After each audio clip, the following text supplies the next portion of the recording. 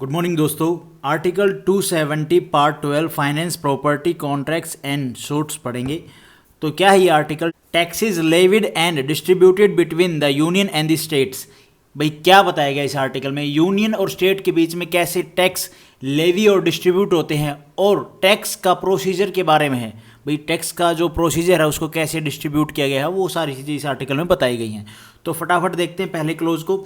All taxes and duties refer to in the union list except the duties except the duties and taxes refer to in कौन से article में? Article 268, 269 and 269A respectively. Surcharge भी बता दिया on taxes and duties referred to in article 271 and any cess levied for specific purpose under any law made by parliament shall be levied and collected by the government of India and shall be distributed between the union and the states in the manner provided in clause 2।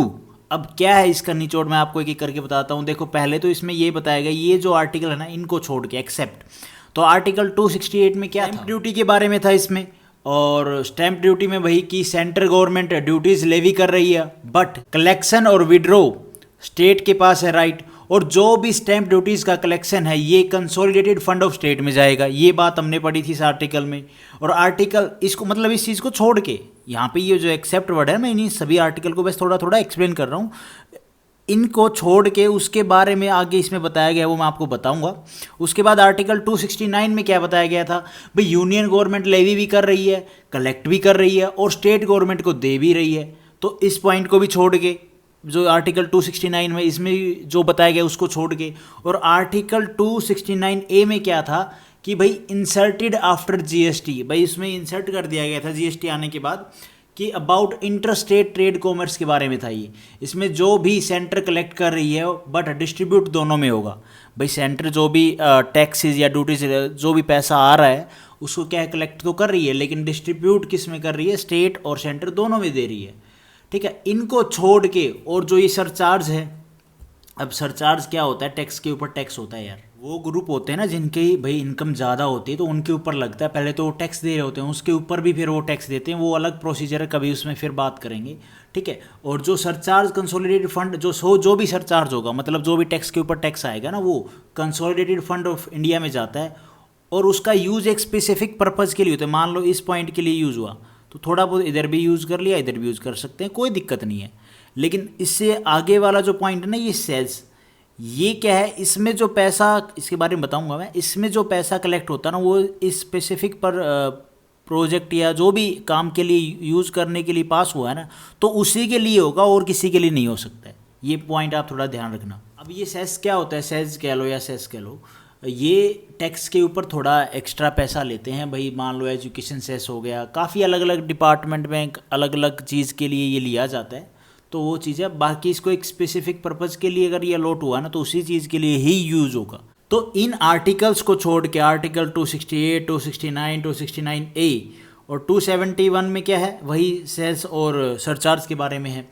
तो इन सब को छोड़ के बाकी जो भी tax और duties को लेवी और कलेक्ट करके आपस में डिस्ट्रीब्यूशन कौन करेगी? सेंटर और स्टेट के बीच में। भाई सेंटर कर देगी ना कि भाई सेंटर की इतनी अमाउंट सेंटर को जाएगी, इतनी अमाउंट स्टेट गवर्नमेंट को जाएगी। और किस तरह से डिस्ट्रीब्यूट होगा ये किस में बताया गया है? क्लोज 2 में बताया गया। हम आगे क्लोज 2 पढ़ेंगे, फिलहाल उससे पहले हम ये देखते हैं 1A। अब ये 1A क्या है? The tax collected by union under close 1 of article 246A, ये भी बताता हूँ थोड़ा 246A क्या है। shall also be distributed between the union and the states in the manner provided in clause 2। ये जो पार्ट है ना हमारा, ये जीएसटी के बाद क्या हो गया था? ऐड हो गया था। उसके बाद आर्टिकल जो 268 है इसमें क्या है? इसमें स्पेशल प्रोविज़न सिर्फ गुड एंड सर्विस टैक्स के लिए हैं। और वो कौन? पार्लियामेंट और लेजिस्लेचर डिसाइड करती है भाई किस कंडीशन में लेजिस्लेचर को अपने स्टेट के अंदर राइट्स होते हैं। और पार्लियामेंट को भाई पूरे कंट्री में पावर होता है भाई जो भी प्रोविज़न बनाना है टैक्स को लेके, वो अलग चीज़ है।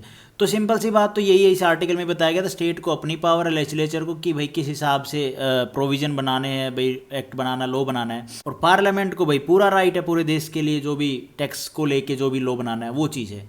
और इसमें जो भी कलेक्ट कर रहे हैं वो भी सेंटर और स्टेट के बीच में डिस्ट्रीब्यूट हो जाएगा, लाइक क्लोज टू, जो क्लोज टू हम आगे पढ़ेंगे, जो भी उसमें तरीका बताया है, ये बात बोल रहा है इसमें। इसके बाद ये 1B है, इसको और एक बार देख लेते हैं, उसके बाद क्लोज टू है। The tax levied and collected by the union under clause two of article 246A and article 269A which has been used for payment of the tax levied by the union under clause 1 of article 246A and amount apportioned to the union under clause 1 of article 246A and the amount apportioned to the, थोड़ी pronunciation इसकी देख लेना, to the union under clause 1 of article 269A shall also be distributed between the union and the state in the manner provided in clause 2। अब clause 2 ये है, इसको आगे देखेंगे। फिलहाल इसमें क्या बताया गया देखो, यहाँ पे इसमें ये बात कर रहा है इंटरस्टेट का, इंटरस्टेट एंड कॉमर्स का। अब भैया पार्लियामेंट को एक्सक्लूसिव पावर है, जहाँ जहाँ इंटरस्टेट एंड कॉमर्स होता है, जीएसटी का वहाँ जो टैक्स लेवी हो गया है, ठीक है, जीएसटी का जो भी टैक्स लेवी हो गया वो अमाउंट सेंटर और स्टेट के बीच में डिस्ट्रीब्यूट हो जाएगी। भाई जो आर्टिकल 269 में हमने ऊपर देखा वही सेम चीज़ यहाँ पे है, इस अलग नहीं बोल रहा है, वही जो ऊपर मैंने आपको बताई ना वही चीज़ यहाँ पे है, इसमें कुछ ज़्यादा डिफरेंस नहीं है। बस यहाँ पे पार्लियामेंट को बता रहा है कि एक्सक्लूसिव पावर है इंटरस्टेट को एंड कॉमर्स के ऊपर, कि वहाँ पे जीएसटी का जो भी टैक्स लेवी होता है वो सेंटर और स्टेट के बीच में डिस्ट्रीब्यूट हो जाएगा। अच्छा जी, और क्या बताया गया इसमें, इंटरस्टेट में सेंट्रल लेवी कलेक्ट कर रही है, ठीक है, क्या है, इंटरस्टेट एंड कॉमर्स में सेंटर क्या करती है, लेवी भी करती है और कलेक्ट भी करती है, लेकिन जो अमाउंट बाद में होती है उसको डिस्ट्रीब्यूट कर देती है भाई जो भी रूल है उसके हिसाब से स्टेट और सेंटर के बीच में, ठीक है। इसके अलावा ऐसा है कि स्टेट अपने अंडर में जो भी कलेक्ट कर रही है वो अपने पास ही रखती है, उसको ऐसा नहीं है सेंटर को ले जाके बोलेगी कि आप इसको डिस्ट्रीब्यूट करो, जो भी आपका लॉ के हिसाब से बात बनी है आपके और हमारे बीच में, नहीं नहीं ऐसा नहीं है।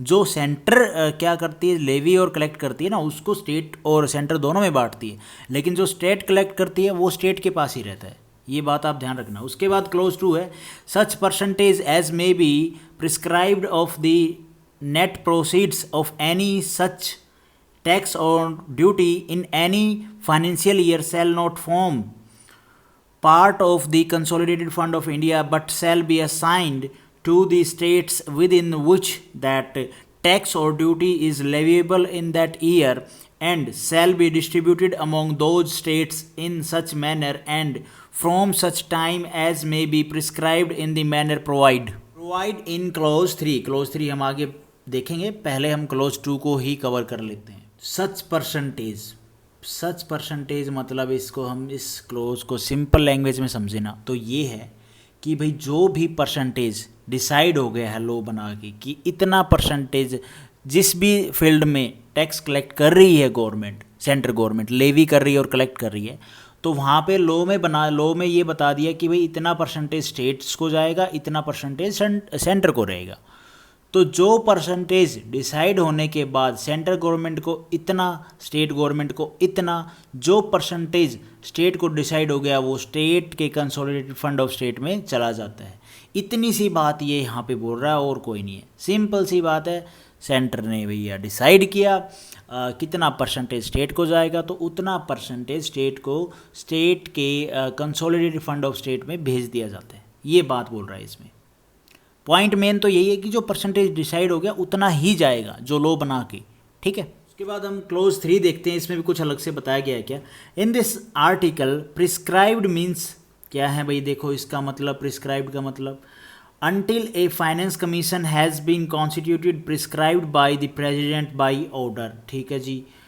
After a finance commission has been constituted prescribed by the president by order after considering the recommendations of finance commission। अब ये क्या चीज़ है, सिंपल सी बात में ये है कि भैया देखो जब तक फाइनेंस कमीशन नहीं बनता है तब तक क्या है, प्रेसिडेंट के ऑर्डर से चलेगा, जो भी क्या चलेगा, जो भी परसेंटेज डिसाइड करना है स्टेट के लिए वो चीज़। दूसरा इसने बता दिया भाई जब फाइनेंस कमीशन बन जाएगा उसके बाद प्रेसिडेंट क्या करेंगे, रिकमेंडेशन लेंगे किसका, फाइनेंस कमीशन का, उसके बाद जो परसेंटेज होगा वो डिसाइड कर दिया जाएगा स्टेट के लिए, ये बात बोल रहा है। दूसरा मैंने आपको ऊपर एक बात बोली थी कि पार्लियामेंट डिसाइड करेगा कितना परसेंटेज, बिल्कुल डिसाइड करता है। वहाँ पे अगर कोई लॉ लेके आया जाता है तो उसके हिसाब से वो चलती है, लेकिन जब तक वो चीज़ें भी नहीं हैं और फाइनेंस कमीशन भी नहीं है तो प्रेसिडेंट साहब भाई परसेंटेज डिसाइड करते हैं।